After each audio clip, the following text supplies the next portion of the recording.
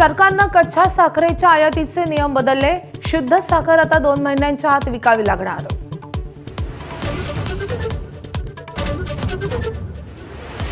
कांद्याच्या वाढत्या किमतीमुळे सरकार कांदा एक्सप्रेस सुरू करणार। राखीव साठ्यातील कांदा बाजारात उपलब्ध करून देणार। नाशिकमधून देशातील प्रमुख शहरांमध्ये कांदा पाठवला जाणार।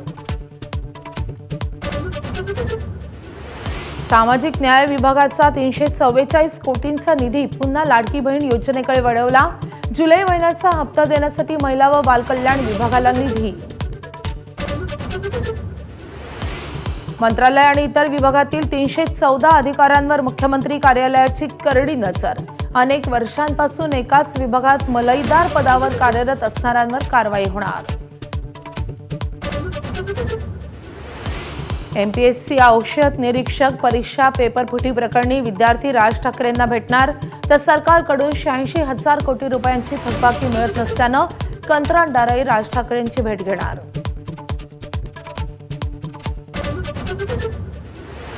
महायुती समन्वय समितीच्या बैठकीत अंतर्गत वादावर चर्चा। सूत्रांची माहिती। रखडलेली महामंडळ जिल्हा नियोजन निधीचा मुख्यमंत्र्यांकडून आढावा।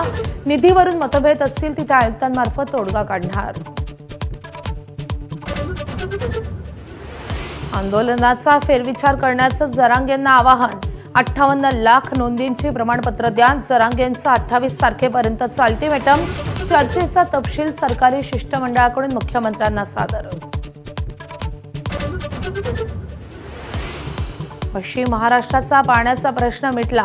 कोयना धरणानं आता 100 टीएमसीचा टप्पा गाठला। सातारा सांगलीसह पश्चिम महाराष्ट्राच्या पिण्याच्या पाण्यासोबतच सिंचनाच्या दृष्टीनेही मोठा दिलासा।